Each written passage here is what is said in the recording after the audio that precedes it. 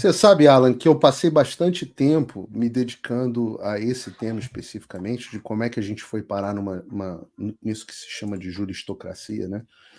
E eu tenho um módulo inteiro do Fim da América sobre esse assunto especificamente.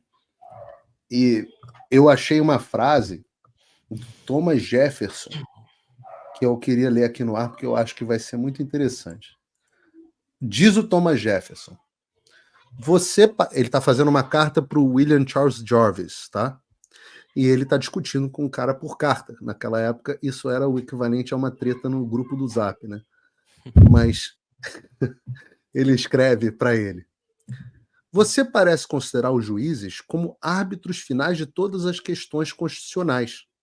Uma doutrina muito perigosa, de fato, que nos colocaria sob o despotismo de uma oligarquia. Nossos juízes são tão honestos quanto outros homens, e não mais do que isso. Eles têm, como outros, as mesmas paixões por partido, por poder e pelos privilégios de seu grupo.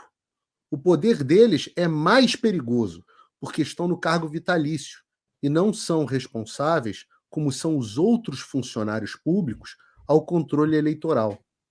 A Constituição não erigiu um único tribunal como esse, sabendo que, nas mãos de quem quer que seja confiado, com as corrupções do tempo e do partido, seus membros se tornariam déspotas. Ela, a Constituição, mais sabiamente, fez todos os poderes coiguais e co-soberanos entre si. A frase é do Thomas Jefferson, de 1820. E por que a história é essa? Isso é interessante. Porque quando eles fizeram a Constituição americana, não existe nada na Constituição falando sobre o tal do poder de revisão judicial. Para quem está em casa e não sabe o que é poder de revisão judicial, é sobre isso que está sendo tratada a PEC. É a capacidade do judiciário fazer uma revisão a algo que foi decidido pelo executivo ou pelo legislativo. Na verdade, votado em lei pelo legislativo, mas em alguns casos, a ação devida pelo executivo. Espera aí, desculpe interromper esse vídeo, mas é que eu continuo censurado pelo STF. Além deles cancelarem o meu passaporte, congelarem todas as minhas contas bancárias e bloquearem as minhas redes, agora eles também querem proibir os meus vídeos no Brasil. Você pode continuar me acompanhando seguindo o meu segundo canal, que é o canal de cortes.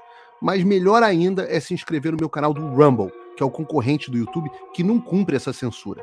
E se quiser ter acesso a todas as minhas postagens para sempre, deve se inscrever no meu Locals, que funciona de uma forma parecida com o Facebook ou o Twitter. Todos os links estão aqui na descrição. Entra lá, senão você vai ficar desinformado e aí eles vão vencer.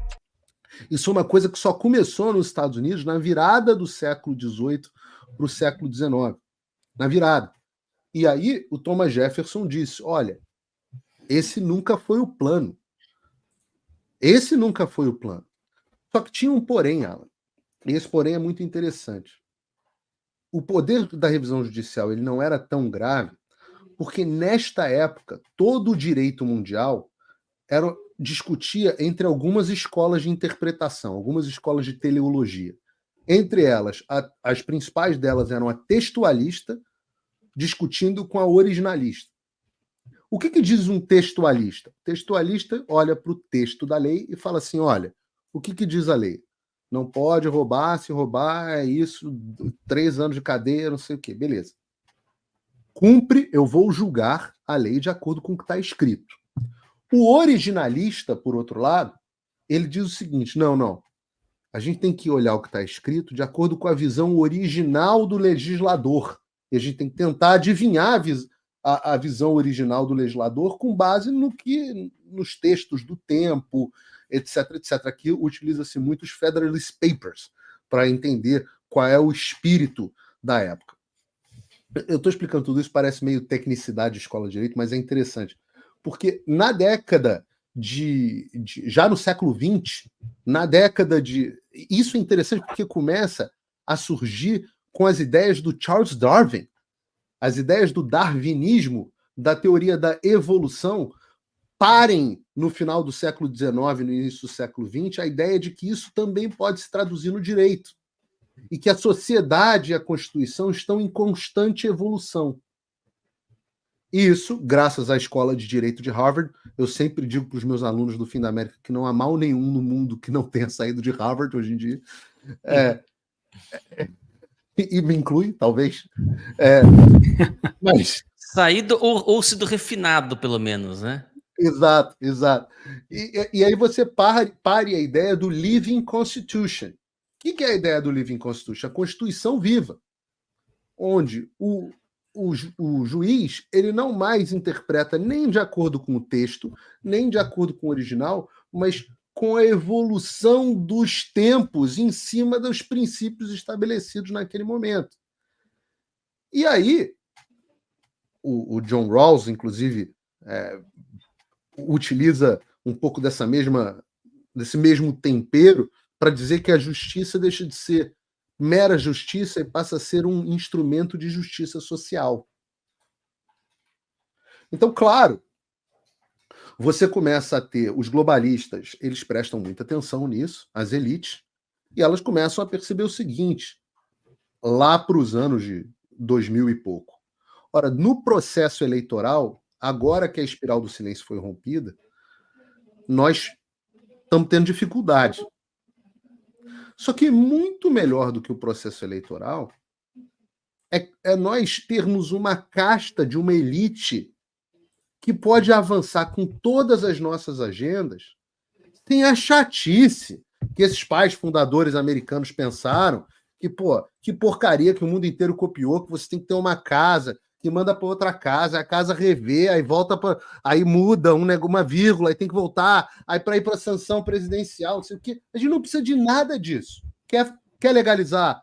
No caso aqui, começou com uma causa nobre, com direitos civis. As pessoas pensam que foi Roe v. Wade, mas foi Brown versus the Board of Education, quando o governo americano, a Suprema Corte americana, na década de 50 ainda, ou final da década de 40, na aula lá eu digo, a Suprema Corte americana pela primeira vez virou e falou assim, o legislativo está muito lento para acompanhar as mudanças da sociedade. Por isso a Suprema Corte vai ter que agir. É o mesmo discurso do Barroso.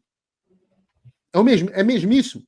E aí, claro, ficou famoso o Roe v. Wade, que foi a decisão que legalizou o aborto nos Estados Unidos, só foi revertida agora, no ano passado, se não me engano, e depois de algo como 60 milhões de bebês assassinados, algo que nem Stalin, nem Mao Zedong conseguiram realizar, foi realizado através de um grupo de 5 ou 6, se não me engano, juízes togados na democracia mais livre da história da humanidade. Então, a moral da história, para conectar com isso que o Alan está falando, é que o problema da juristocracia não é um problema local do Brasil. Ele é um problema porque uma elite global percebeu que esse era um caminho muito fácil para o poder.